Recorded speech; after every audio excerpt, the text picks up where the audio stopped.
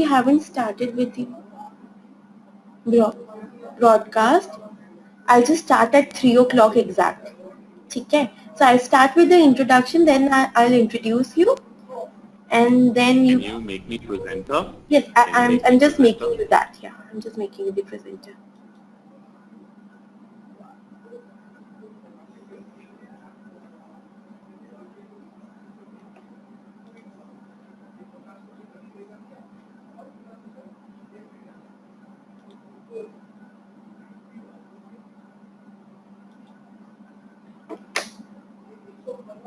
Abhi, no one can see your screen. So I can see it. You can just try sharing it. I can see it now. So I've seen. I Yeah, it's the digital disruption screen. And I'm going live with the webinar, Umang. Okay? The broadcast is now starting. All attendees are in listen-only mode.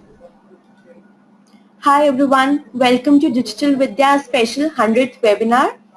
My name is Divya and the topic for today's webinar is Digital Disruption is Just the Beginning. For the ones who are joining us for the first session, it's that every participant is on mute by default. So if you have any question, if you have any doubts, you can just type down in the question panel on the right hand side and we'll take your questions once we are done with the presentation. And for the experience sharing, we have Mr. Umang Bedi today with us. He is the Managing Director of South Asia region for Adobe. In this role, he is responsible for Adobe's business operations that include growing sales, marketing functions, driving strategic partnership and alliances, and driving cloud services opportunities with the enterprise, government, education and SMB sector in South Asia region. In addition, Umang also leads partnership globally with Indian offshore system integrators, which are aimed at growing Adobe's digital marketing business across the globe. Welcome, Umang. I just hand over the session to Umang now. He can take the session forward. Umang, you just have to unmute yourself and you can go live with the audio. Currently, you are on mute mode. Yes, absolutely. Okay, can you hear me now? Yes, we can. Yes, we can. Okay, good afternoon everyone, and thanks so much for taking the time to join me for this session, and thanks to Digital Vidya for inviting me as well.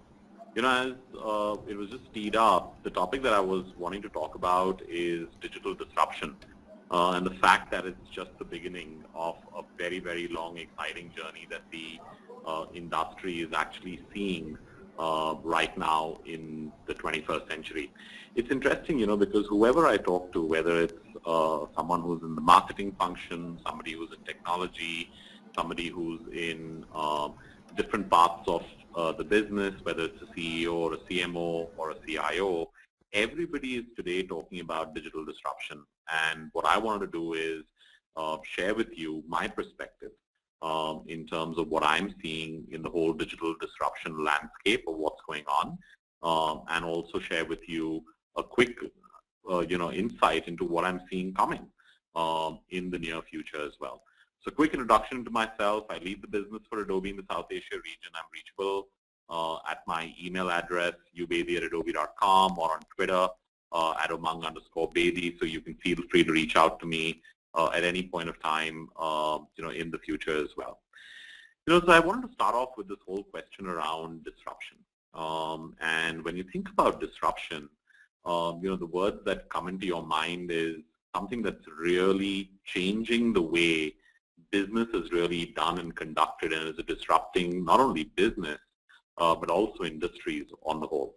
And it's interesting to see that, if you think about some of these brands that you hopefully are seeing on your screen, Uber, Facebook, Alibaba, Airbnb, they're very, very interesting. If you think about Uber, they're the largest taxi company in the world, but they don't own a single vehicle, right? Same way, Facebook today is one of the largest, most popular media brands or media owners, but it creates no content across that media, right?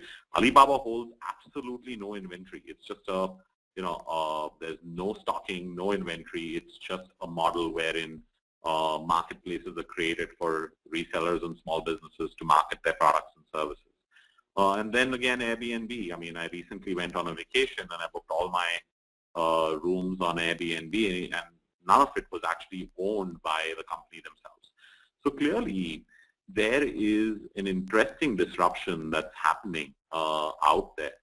And when you sit down and analyze in terms of how did these disruptions really start? How did these companies even get the idea of going about this entire process of disruption? It starts with a phenomena that we're seeing in the industry today of really unbundling services, okay? And I'm going to spend some time on this towards the latter half of my section on the presentation. But what I thought I'll do is maybe take you down a path to say, how does digital disruption or digital evolution really take place? And this may be a reminder in history, but it's nice to take a little walk down this journey and see how we actually got here. One of the key ways of thinking about this is through a wonderful book that I would recommend to each one of you by a gentleman called Alvin Toffler. And Alvin Toffler's book, The Third Wave, which is the study of tomorrow, really gives you an understanding of how society on the whole evolves. And what Alvin goes very detailed into his book is to talk about this whole concept that society actually evolves in waves. And he talks about these waves as phenomena that happen across a period of time. And each wave is actually building upon and replacing the previous wave, right? So it's really an evolution of how entire societies have evolved across this period of time. And it's a pretty interesting journey. What he really talks about are the three fundamental waves that we've seen in society. And I think if you think about the early 1920s, 30s, 40s, that was really the the time when we were an agrarian society, right? Agriculture was the core foundation for any economy. It was all about the goods and services that were produced by the nations, and some of which were export oriented, some were not, but it was an agrarian society. And what led to the second wave was really the industrialization, right? And when you think about industrialization, it was when you had plant and machinery, equipment, automation, the assembly line for cars that started by Henry Ford, all of which developed anywhere between the 40s to the 50s to the 60s and the 70s, right? And that was really the era of industrialization. In India, it was post-partition industrialization that took place from industries that were actually established in the British Raj. And finally, it really boiled down to the information age, right? And the information age is something that we all on this call have probably lived through and are living through in various forms and interesting developments. And that's how society on the whole has evolved. Very, very similarly, if you think about the journey of digital, digital has also gone through a very interesting transformation across the last few years. And when you think and reflect about the fact how digital started way back in the mid-90s with the evolution of websites and how it moved on to mobile and how it moved on to social and how it's moved on to different disruptions that we're seeing today, it's easy to correlate the similarities that were there in the waves that Alvin talks about in his book. So I tend to think of the fact that digital has also gone through a similar revolution, and it's happened really, really fast. It's tough to see how the first wave merged into the second wave and into the third wave. But if I have to qualify what those three waves were, they were really as simple as the first wave was all about website-centric interactions. I remember days when we were developing websites, and I don't know how many people are from the technology background on this call, but you were trying to optimize a website to look the same between Netscape Navigator and Internet Explorer. I mean, that was the beginning and the end of how consumers interacted with brands over a digital channel. It was only focused on the website. which then led to another wave where there were channel-centric interactions, and channel-centric interactions were interactions that were happening across multiple channels. Those channels could be internet, it could be email, it could be a kiosk, it could be a social media platform, it could be different forms of mediums. It could be telephones like IVR systems and different forms of systems that were integrated, or rather not even integrated, that were basically coming together as independent silos on which individuals and consumers could interact with brands. And I think the third wave that we are getting into are journey-centric digital interactions, where organizations are now able to correlate and track an individual customer or user across multiple touch points and really build a true digital DNA or a true digital profile of those consumers. If you go a little deeper into what happened in the website-centric phase, right? So the website-centric phase was really the first wave. It was the first wave where I remember the dot-com boom emerged in the late 90s, where people were designing home pages, they were designing advertising sections on their pages, and there was content, there was layout, there was navigation. Advertising was sold on mastheads, if you remember, in these days. And this was how websites really drove interaction between consumers and brands at that period of time. As this wave emerged, one interesting phenomena happened. And around the year 2000 down to 2002, there was this whole dot-com bust, right? And all the, the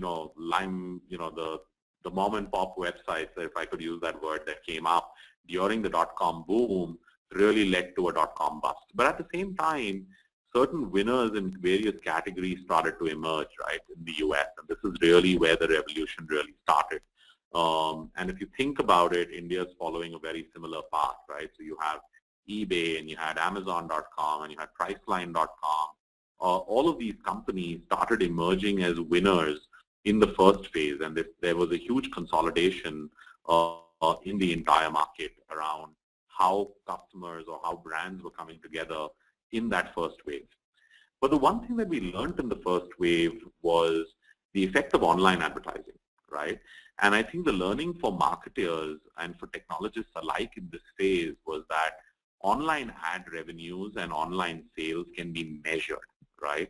Which was a really big learning, because if you think about how marketing and advertising was done in the good old days, it was largely spray and pray marketing, right? It was on offline channels, it was print, it was television, it was radio, it was billboards, it was all forms of above the line advertising, where it was really hard to measure what was the return on investment. Whereas I think the learning came in very early on in that period between 2000 to 2003, that online advertising and online sales can be clearly measured, clear attribution to campaigns can be built during that period of time.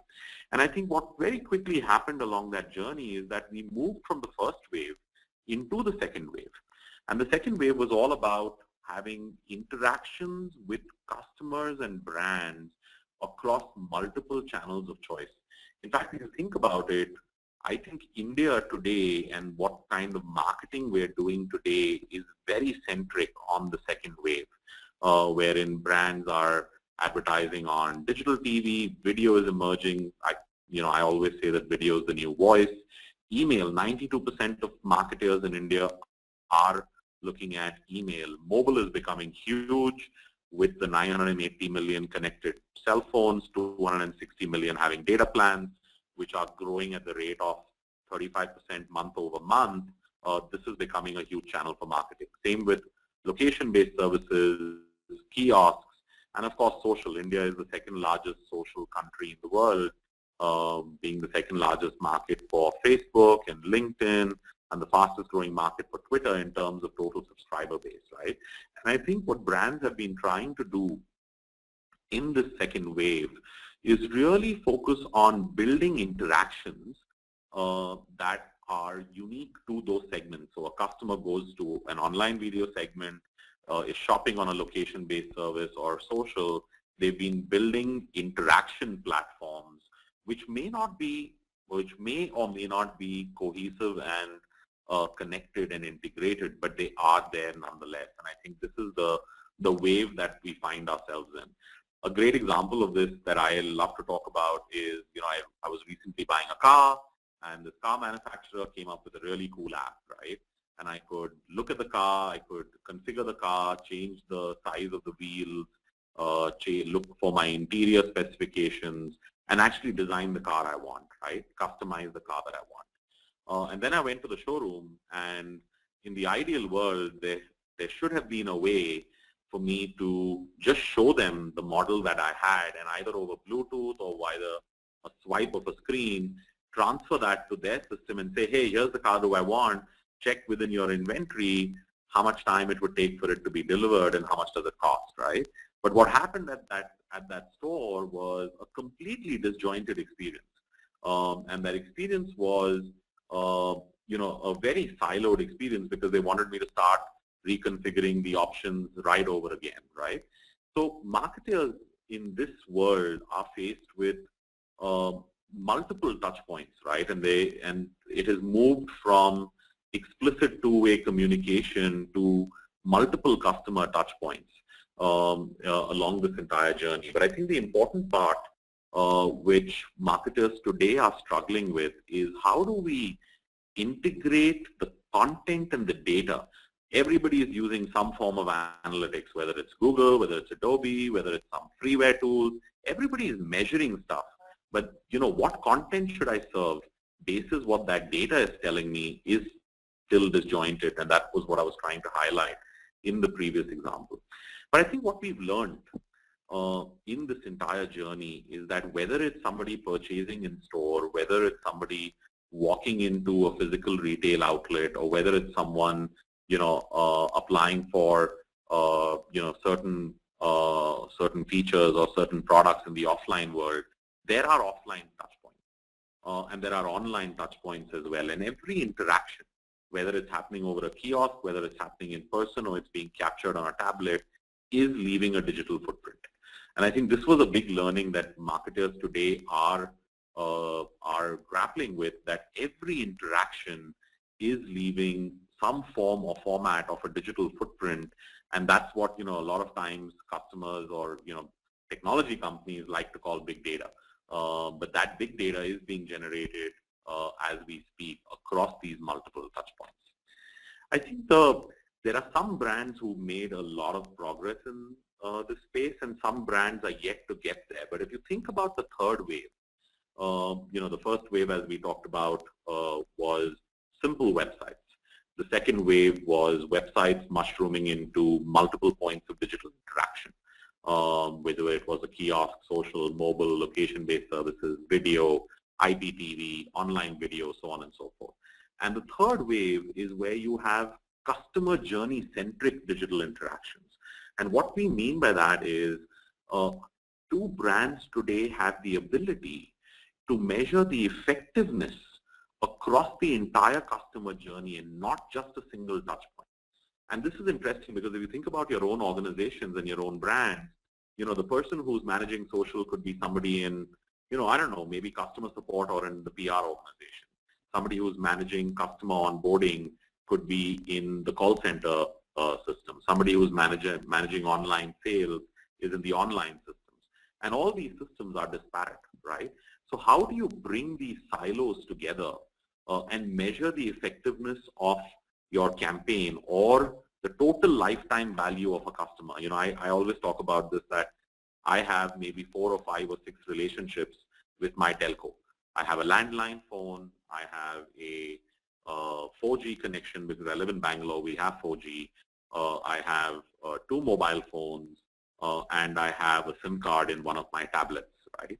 Now, I don't think the telco that I'm referring to really knows of me as one customer across these multiple touch points. Rather, I have 4 separate customer IDs that are in no way connected. So they don't know what the total lifetime value of an Umang baby is, whether they gain me as a customer or lose me as a customer, right? And I think that's what the customers or brands are moving towards in this third wave. How can you really track customers across an entire digital footprint and journey?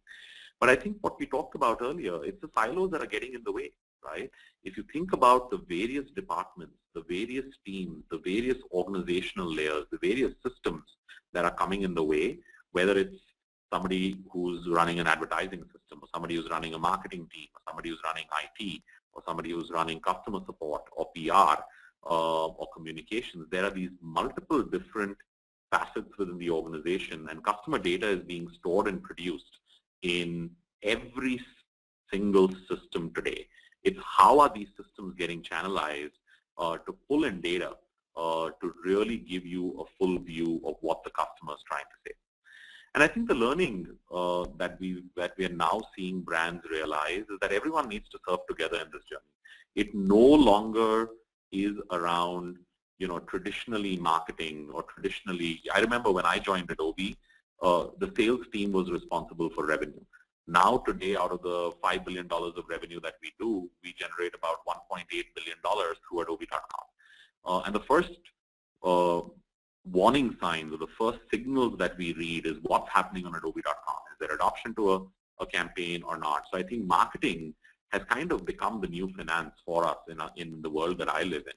But what it's forcing us to do is breaking down of the boundaries, right? So the moment you take your systems online, we gotta have our finance team, which is responsible for billing customers and managing orders and giving invoices, talking to our technical team, talking to our marketing team that's really releasing campaigns, so that the various systems which touch a customer in this journey do provide an integrated and a consistent experience.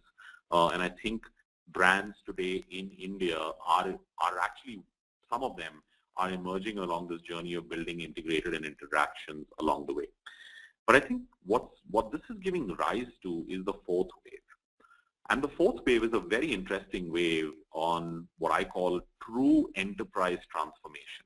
And there's a reason why enterprise transformation is getting more and more important, and that's fundamentally because of the fact that when you think about how startups, or I don't know where you work, but if you're working in a startup, you probably relate to this even better. If you're working for a large brand, you're feeling this pain every day, because who knew that a taxi company would be disrupted by an Uber or an Ola? Who knew that a Marriott or a Taj Hotels or an Oberoi would be disrupted by an Airbnb? Who knew around the disruptions that are happening around business models, right? And I think what's happening in this fourth wave of enterprise transformation is disruptive business models are emerging. These business models are very different around the way people are experiencing products, the way people are charging for products and services, and the way they are, providing value. I think what was earlier considered as value from consumers is now considered table stakes, right? It's the bare necessity in terms of what's needed. And if you think about, if you think about old products and services, they're really getting commoditized. But experience is the new brand, right? If you can provide that same wow experience across a tablet, a mobile phone, a kiosk, a touch point, and a good experience from a bad experience, right? It's so visible, and it pisses all of us off as consumers. And I think that's the critical part of brands now not only needing to have their systems interconnected to provide a journey-centric view, but being able to transcend that and saying, hey, you know what? I'm going to be able to disrupt my business and build new business models, because there are otherwise startups, who are in this space who are going to disrupt us. And I'm actually, coming back to the same slide around which I started with on Uber, Facebook, Alibaba, and Airbnb, and these are great examples. And the reason I like to talk about this is, what do we mean by disruption? And if you're in the financial services industry in India, if you work for a bank or you work for an insurance company, right? There are more than 100 startups today in financial services. Somebody is offering you a gold loan. Somebody is offering you mobile wallets. I think the number of mobile wallets that have come up is exploded after Paytm added 17 or 100 million wallets last year. If you think about somebody offering you insurance policies or being able to compare policies, all of those industries today are getting disrupted, right? But when you think about disruption, this is a great definition, which is been given by a professor of mine from Harvard Business School, Clay Christensen, who's known as the God of Disruptive Innovation. And what Clay talks about is that a process by which, a product or a service takes root initially in simple applications at the bottom of the market, but then relentlessly moves up the value chain and even displaces established competitors, right? Think about the steel industry. In the 1960s, there were integrated large-scale steel industries that were there, which were making very high-end, very high-grade, very high-quality, very expensive steel. And then came the mini mills, right? And the mini mills were very small steel mills that were producing low-quality steel, much lower cost structure, much cheaper price. But over time, the mini mills started improving their efficiencies and delivering such high-quality steel at such competitive prices that if you look at the top 10 steel companies in the world in the year 2000 or in the year 1975, those top 10 don't even exist in the top 10 today. So the ArcelorMittals and the Tata Steels of the world really emerged into coming into the top 10 recently, but there's been a complete disruption in that industry. You can take industry after industry and think about examples of how a low-cost competitor has come in and completely disrupted that space. And, whether you're in financial services or in telecom or in media or in advertising, every industry is getting disrupted by a competitor, in the rear view mirror, and that competitor is far closer than you think he or she is. And it's pretty interesting on how I'll share some examples of some brands that are really getting into the disruptive space. This, I don't know, it'll take 2 minutes for the slide to come up, but this is a great slide. It really talks about the unbundling of a European bank. And I like to use this word unbundling. Traditionally large brands have been serving, I'll give him an airline ticket, I'll give him a hotel, I'll give him a credit card, I'll give him all kinds of services to the consumer.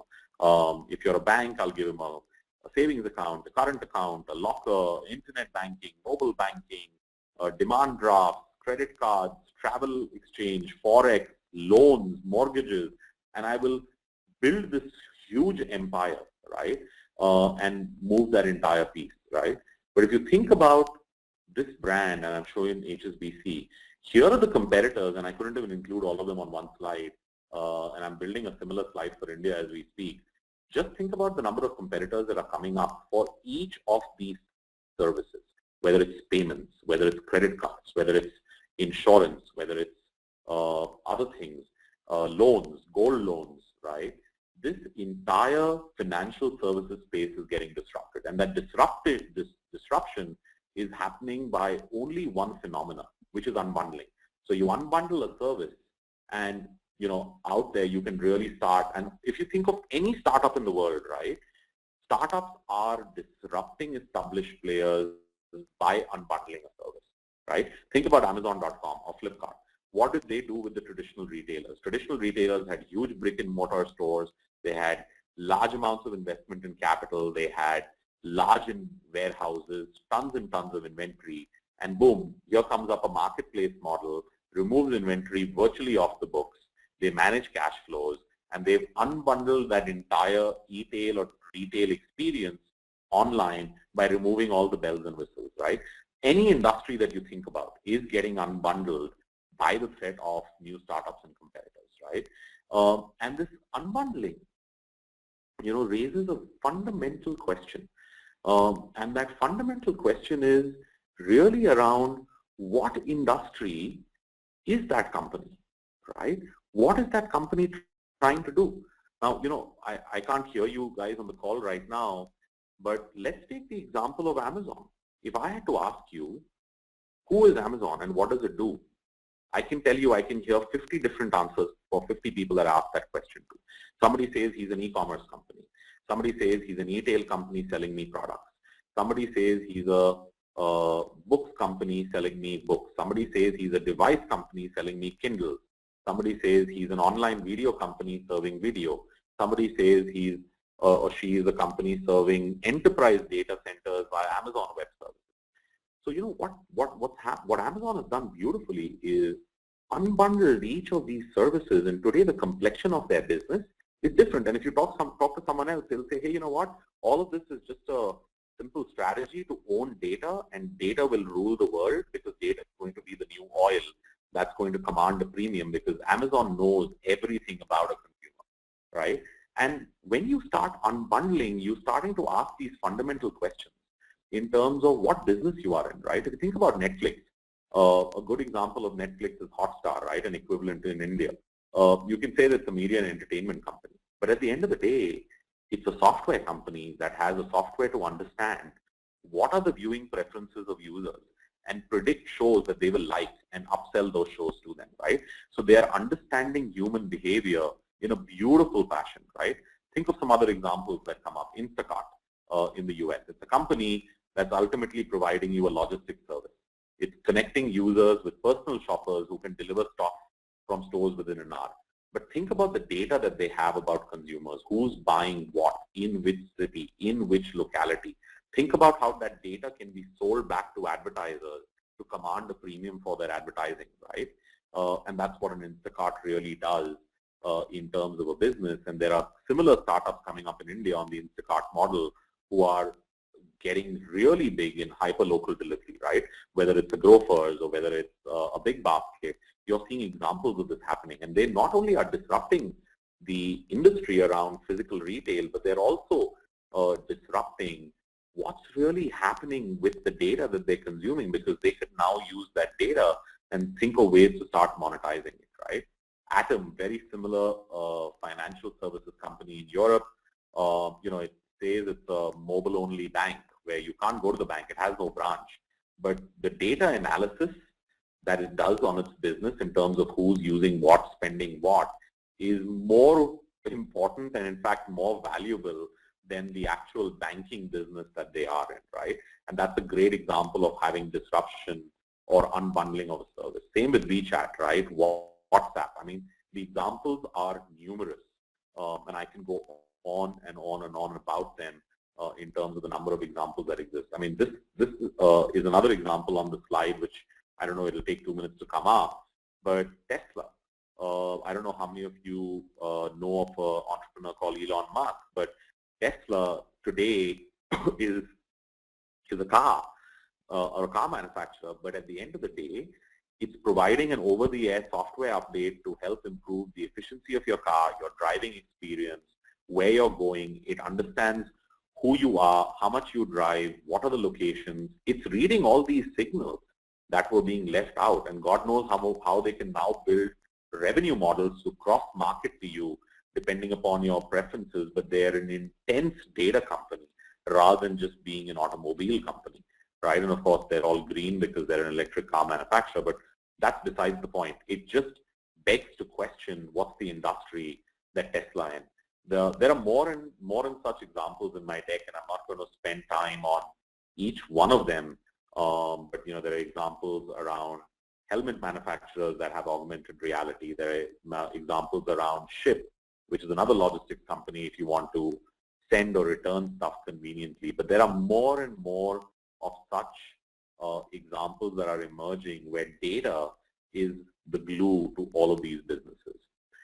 The question to ask at the end of all of this, right, is like, amongst us talking rocket science, it seems to be another world, does this really impact me or my business or my brand, is if you think about it, at the bottom line, every business is a software business.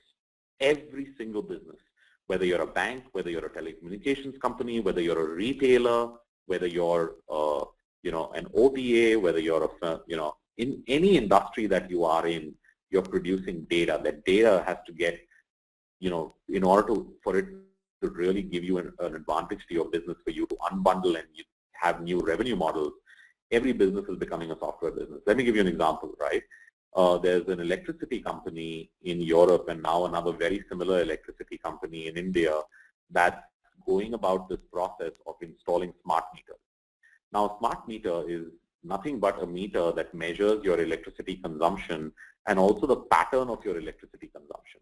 So they can upsell and cross-sell packs to you, and they can then understand what's your energy consumption pattern and decide if they're procuring energy from a producer, and they can, give them volume commitments in advance of how much energy they want to buy or how much electricity that they want to buy, which they want to resell to you. Or if they're a producer of that themselves, then they know how their production needs to match the electricity delivery. Now, this is a boring old example of an electricity company, but at the heart of it, it's a software business. It's a business that's being powered today with digital that's going to make the move into the next era, right?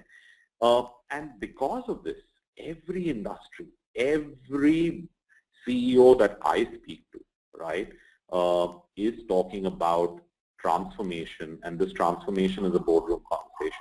If you talk to an airline, he says airlines is not my business, right, because I make X amount of percentage of money on selling airline tickets, but I want to make 50% of my revenue through ancillary services, which is if I understand the customer, I want to upsell him a meal, a better seat, a car, a hotel, and other services that he or she may need. So every industry that we speak of is actually undergoing this entire transformation. And at the same time, when you think about the future, and this is of course not yet proven in scale, but hopefully 5 years from now, when if we have a conversation, you will see that something very interesting is happening, right? And that's what I call everything is changing at scale. If you think about manufacturing, 3D printers are becoming big and they're becoming a reality, and manufacturing is getting completely disrupted by 3D printing. If you think about delivery, and this has just started, what you see is a drone here by DHL. DHL is a company in India as well. Of course, there's no drone license yet, and that law needs to emerge. But in the US, drones are being used for package delivery. So imagine the speed at which they can deliver without having a human being stuck in traffic.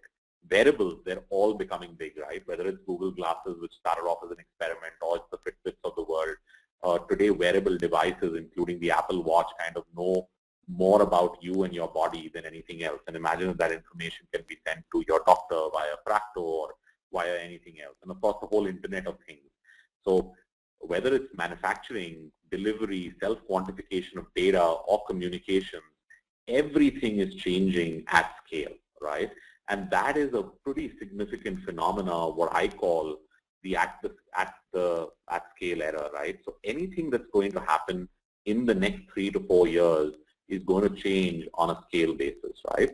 And that's going to be pretty interesting in terms of how our industries that we're working in actually get disrupted. But when you think about it, and you think about your own business, right, we're all thinking about how do we embrace digital disruption. And I think the way I think about it is you got to go through this as a journey. And the journeys in my mind can't be around just taking a piece of your business, writing a piece of software, and saying that I have gone through a digital transformation, right? There's a beautiful quote which I've included here by Aaron Levy, who's the co-founder and CEO of Box. And he says that adding software to a broken process really doesn't make you digital. And that's the critical piece that we need to explain to our organizations wherever we're working. I think the biggest challenge is reimagining the entire process, not just writing the software, right? How can you reimagine the entire process to interconnect systems within the organization? And then you can think of how software can enable that entire process going forward. So the question really is your business pretending to be digital? Is digital just a buzzword within the organization? Is it really adopted within the DNA of the company or not? Or is your business, which and the question that I ask CEOs wherever I meet is that, is digital a part of their boardroom discussions just because it sounds like the right thing to do, on how their businesses pretending to be digital, or are their businesses digital to the core, right? And I think that's a very interesting, hard-hitting question. And I think each one of you with your own brands that you represent, you will kind of see how that journey really begins. So often I'm asked in these meetings in terms of what are some of the best practices to go about the entire journey of embracing digital, right? And here's the way I frame it, at least from a marketing perspective and when you're taking products and services. I think the first thing at the end of the day is that you've got to embrace data, right? Data, whether it's generated about every click, pin, swipe, share, tag on your website, your mobile app, your digital kiosk, your ATM, every interaction is something that you need to measure. And that data needs to be uniformly mined across a single repository so you have the ability to measure what that data is telling you. The second thing that you need to embrace is what I think about as, content and creative velocity. So do you have the ability of understanding what the data signal is telling you and serving the right content to the right customer on the right device at the last millisecond, right, at the moment of truth? And I think that really is around embracing content and having that intersection of data and content. And finally, it's about connecting the dots, right? So when I think about, people ask me, what do you think is digital to the core, in terms of if I have a brand that I want to market online. And I break it down into very simple 5 or 6 things that a brand should be able to do. I think the first thing that any brand wants, if you're a startup who's starting off a business, you have to have a way of attracting customers, right? Some call it advertising, some call it finding the right customers. So maybe you're serving only women as a target audience, so maybe you're serving only children as a target audience. How do you find relevant target audiences out there on the internet and get their interest and bring them onto your digital property, whether that's a website or whether that's any single digital interaction channel? So I think that's the first piece, is finding those customers. The second piece, when they come onto your website or your digital channel, is understanding them, right? Do you know who they are? Are they a returning visitor? Do you know about anything about their profile information? And that's really deep analytics in terms of what do you know about this individual or user? Is he new? Is he returning? Is he coming from a certain locality? What are all the demographic, sociographic variables? Is he coming through a social or a Facebook login? And what do I know about him? So that's really understanding the customer. The third step in that process is really engaging a customer, right? And when I talk about engagement, it's really how do you provide meaningful, personalized, relevant content basis what the data is telling you to drive a meaningful conversation, right? Or a meaningful experience.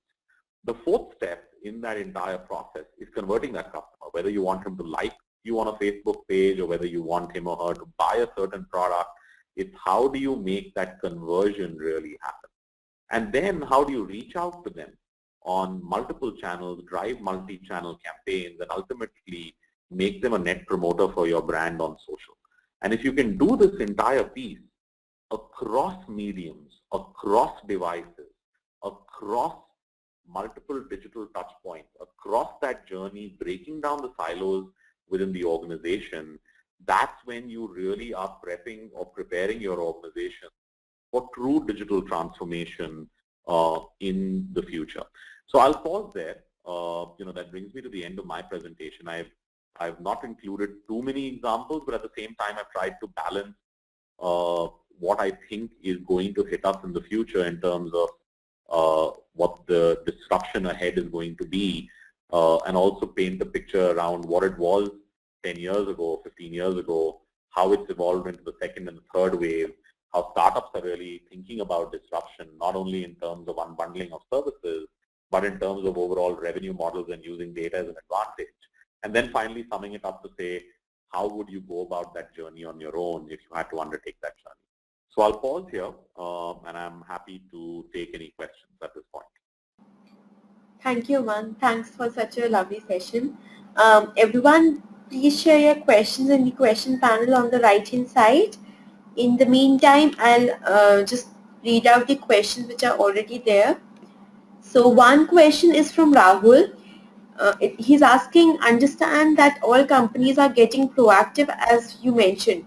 Basically, they are getting smart and then bulldozing over hard-earned, already established companies. So how would you sustain in this field as a startup, or if you have any hard-owned company? I would like then think, my God, by end of 6 months, I might be somewhere down there and not on the top. What team should I build? Because ultimately making a business requires time and energy. At some point, you might think all that might go down the drain.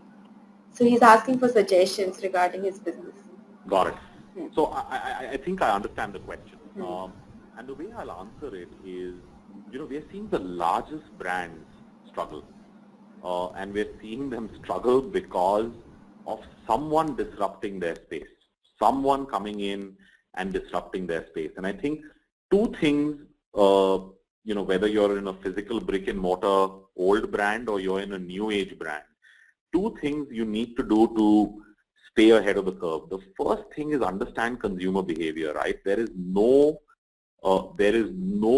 excuse today to say, I don't know what my customers are doing, what they think about me, and what they want.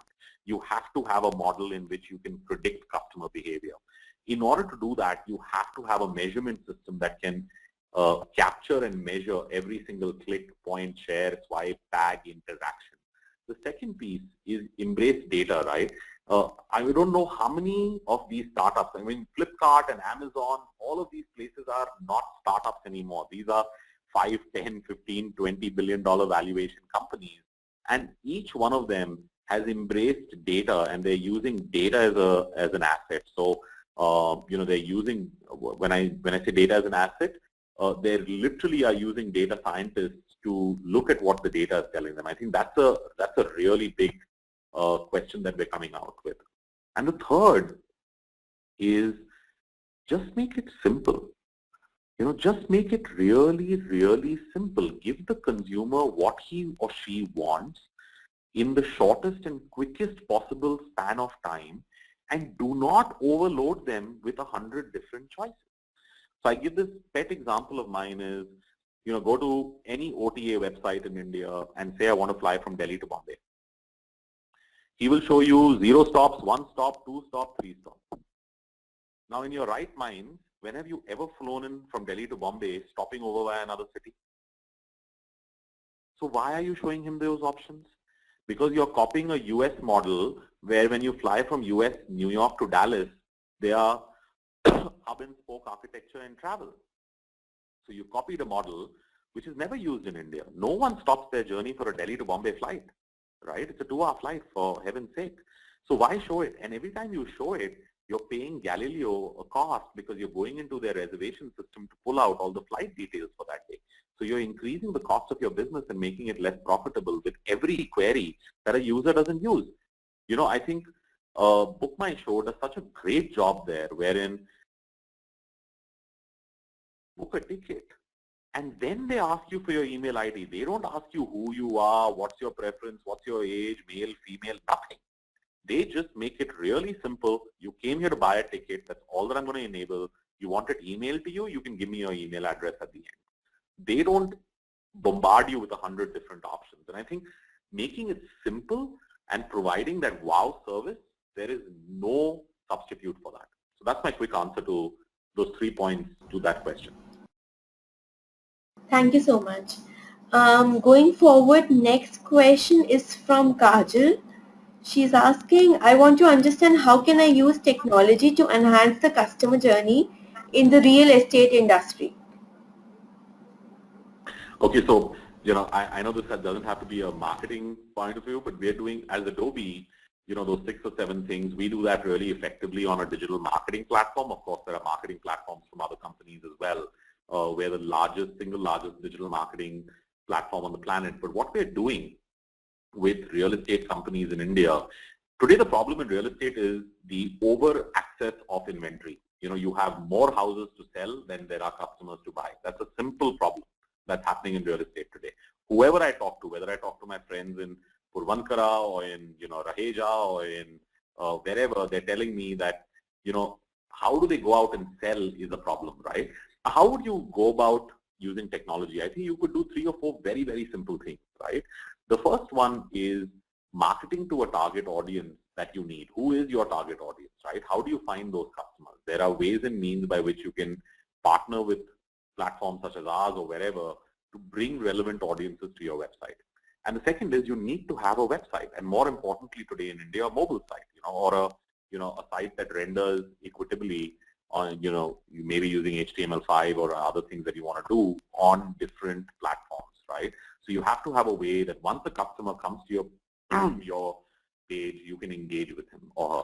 And then you have to have a way to capture their details and have a good understanding of who they are and how you can cross-sell or actually sell the right product to the right customer. You don't want a customer whose budget is 50 lakh rupees and you're positioning a 4 crore house, right? It's a complete mismatch. So you have to have a good understanding of what's the range, where does this person work, right? And a lot of that, if you enable a Facebook login, you know a lot about that consumer, right? There's ways of getting information about that consumer, if not in the first interaction, over 2 or 3 interactions, right? And then you have to have the ability of reaching out to the consumer and fulfilling that transaction. Now the transaction will be fulfilled in the offline world. But people today are buying real estate in China online. They're buying cars online. So that day is not too far when, if you see Facebook tying up with Tata Homes to sell them or to provide them with audiences that are relevant to the Tata Home segment in that particular area. So I think to cut a long story short, you need to have a platform approach by which you can find customers, understand who they are, serve experiences, and then convert them. Thank you so much. Going forward, next question is from Sam. He's asking, in your presentation, you mentioned the need to find the right target audience. Could you elaborate the steps a startup needs to follow so as to get the targeted customers? Yeah, just take this question. We'll take another in the next round. Okay, so if I understand the question is, how do you find target audiences? For a startup, yeah. Yeah, for a startup. So I think there are various ways of doing it. So large brands, there are these businesses which are built on platforms known as DMPs or data management platforms. You can Google it. There are third-party providers of data management platforms who are selling you third-party data. Now, they don't really provide you personally identifiable data, but let's say Samsung, as a cell phone company, wants to build a microsite on Airtel.com, right, where they want to launch the S6 Edge. And they only want audiences to come, or they want to bring in audiences onto their website who are searching for a smartphone, right?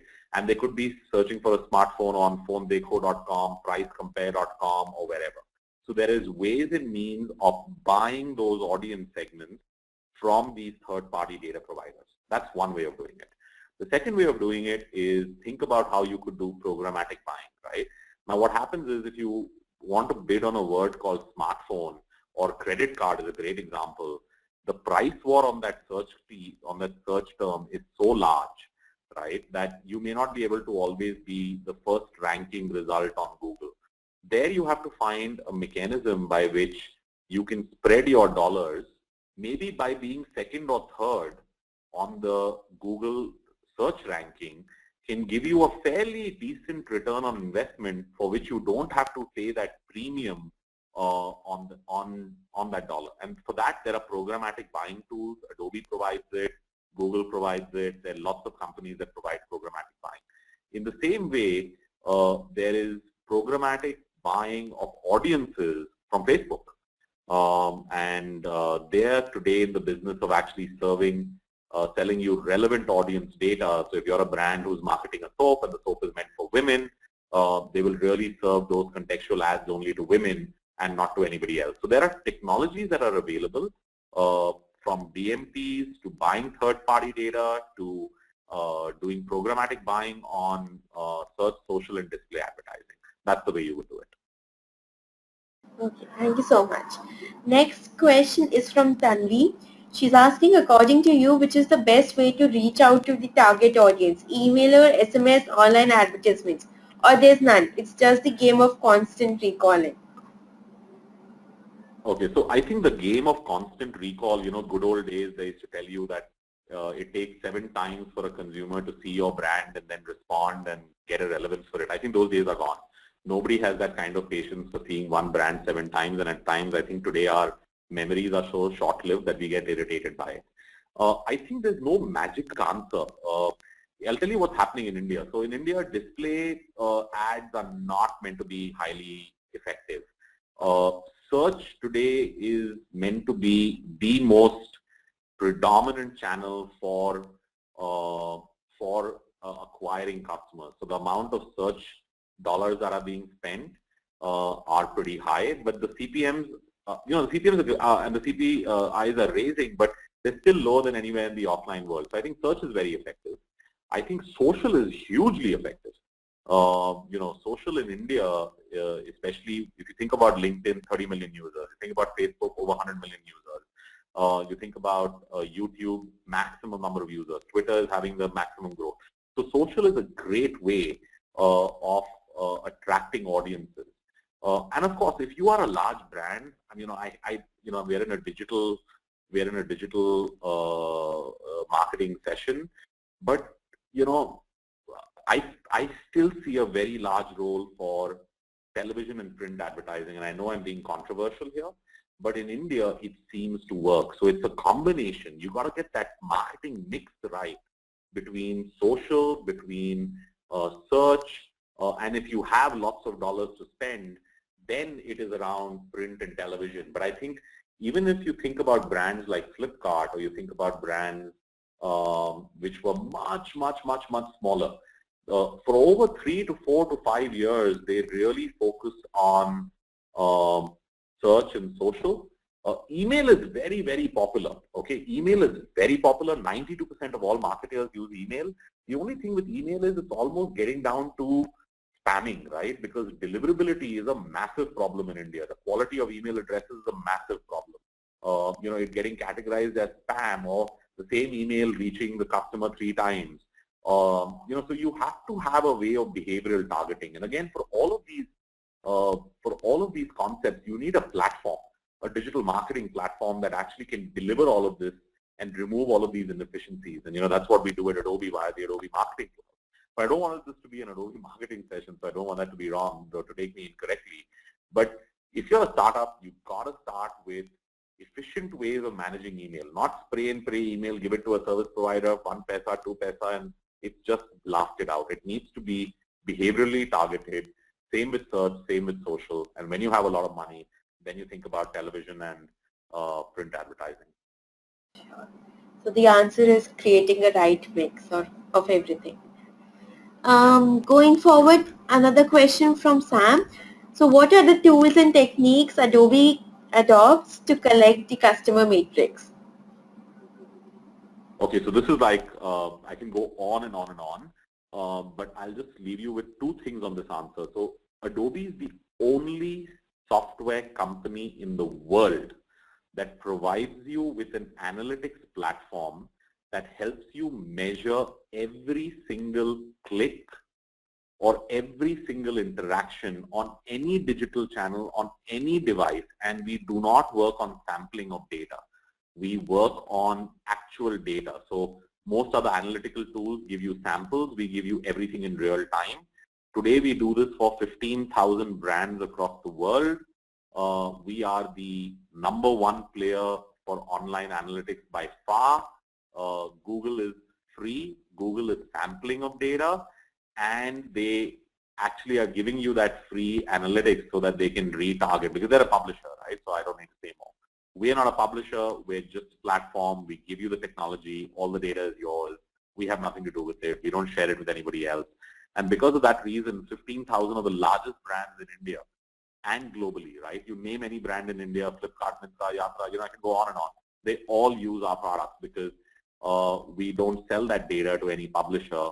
And today, we're on behalf of these 15,000 brands, we're measuring about 32 trillion transactions per annum, which is ridiculously large. So we're the #1 player in the space in terms of revenue, size, scale, and customer base. Great. One more question is from Omkar. So he's asking, one more interesting happening is virtual reality. How and what are its implications to marketing? Yeah, I think virtual reality is interesting. I don't think we proved uh, there was this whole science of marketing called neuroscience marketing that came out, where they put this helmet on your head with sensors and they tried to read neuro signals around what you were feeling and what how they could reach out to you. I think it's early days, but I think it's going to explode. Like everything else, it's going to pick up a hockey stick. I think with virtual reality, if you have a way of providing an experience and reading signals, right, about what that person is experiencing in that time zone or in that given moment of time, I think that's going to have a huge impact on marketing just by the data that you collect. How you monetize that data is going to be $1 million question in terms of, do you sell it to a publisher, to advertisers, do you remarket stuff to them, do you recommend things to them? I don't think anyone has got there are projects out with Google, with Facebook. I think it's early days. People have understood that they can generate a whole lot of data, but the monetization aspect remains to be questioned. But I think it's something that will emerge. I also call virtual reality, Tesla is a great example, right? If you think about what Tesla is doing, it's a whole connected car, right? The windscreen is now getting smarter. They're giving, once you're driving down the road, if you like leather shoes and there's a leather shoe store, they can flash up offers, right? That's the kind of technology they're testing. So that your entire dashboard or your windscreen is turning into a virtually reality augmented engine. So they have ways today of connecting the data or getting the data they now need and your preferences, because they know where you drive, how you drive, and now they're thinking about ways of monetizing that data. And that's a great example, as close as possible to a monetization base for virtual reality. Thank you so much. And we are taking the last question. As a buyer or a company, are there any tool or techniques to check the efficiency of analytical platform for customer metrics? Yes, so absolutely. So I think when you're buying marketing technology or digital technology, there are various things that buyers do in India. So the one is that they always refer to Gartner and Forrester Magic Quadrants and Wave reports, because Gartner and Forrester stack rank the visionaries and the leaders and the laggards in terms of technology, in terms of their ability to execute and their vision and the completeness of their vision. So that's one very, very strong tool that people use. The second thing that I always talk to my customers is, benchmark it, right? If you have the ability of doing a pilot or a POC, even if it's a paid pilot, it's absolutely worth it. The third thing that, customers in India are doing a lot of, because the industry is shrinking, right, is they're referencing. Today, every single sale that we are doing, customers want to talk to reference customers, right? Show me where it's working, how it's working. I want to talk to them. And interestingly, in good old days, you would bridge up the call. Now they don't want to. They just want the contact information and they want to contact them independently. The fourth way of doing it, and again, depends on the technology that you're buying, is give the commitment into the contract with a performance guarantee, right? So if the performance is not met, you have the ability to walk out of the contract. The fifth thing that customers are doing in the space are really around, doing smaller segment pilots. So, they want to launch a very large application, or they want to solve it for a very large thing, but they pilot it first into a smaller environment and see if it works, and they get to know all the nuances. So I think there are lots of tools and techniques. There is no outside, benchmarking body. Like I remember when you were buying in, servers, there's a spec-int rating that tells you here's the benchmark. So unfortunately, there's nothing like that for marketing technology. But here are the methods that customers are using to decide what tools and technology works. But I think the most important one, which you got to think about, is that are these technologies disparate or are they integrated? Does your email marketing tool talk to your SMS tool, talk to your campaign tool, talk to your website tool, talk to your content authoring tool, talk to your platform, talk to your online video platform? If it doesn't, you're just starting a nightmare of integration for yourself over the next 3 years. So you've got to find ways and means by which tools are open standards based, not proprietary, and they have the ability to interconnect and integrate in the future. Thank you so much. So now we are at the end of the session, but before leaving, I have launched a poll. If you are interested in any of the digital marketing trainings we offer, please provide us your details over here. And in the meantime, we can take another question. It's from, give me a second, it's from Sachin. So he's asking, I'm representing startup booths. We want to utilize the cloud and big data analysis to streamline our architect, which is long vision right from the beginning. So is there any services which you would recommend to him? It's a very specific question. So, Yeah. it would be hard, and I would be giving biases against one company or the other, which I'm not allowed to do. But here's what I would say, right? If you're starting up a cloud-based service, you got to find multiple things. So one is, I'm assuming that you have the ability to write the code and the platform that you're building. The other part is finding a cloud service provider. Now, whether that's an Amazon or an Azure or a whoever, that's one decision you need to make. You need to make a decision around your content hosting provider. Where are you going to actually host all of your content? You're going to have to make a decision around data centers and SLAs and uptime. You're going to have to make a decision around CDN. You're going to have to make a decision around analytics platforms. And if you're bootstrapped, start with the lowest cost option and see if your idea has any worth before you go about investing big sums of money in any platform. It's not worth it in my mind. You've got to find a way to fail and fail fast if you have to, using small experiments rather than going big bang. So it'll be really hard to say go use an infrastructure or a platform from X, Y, or Z.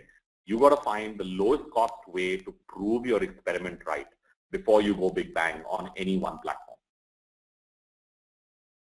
Hope this helps, Sachin. Let us know if you need any further details. And for the ones whose question could not be answered today, what you can do is you can just drop us an email.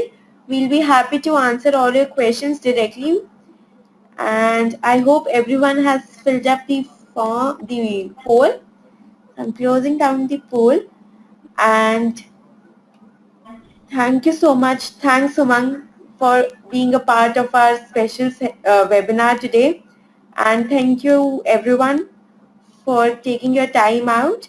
We look forward to see you next Friday with some other webinar. Thanks, everyone. Perfect. Thank you.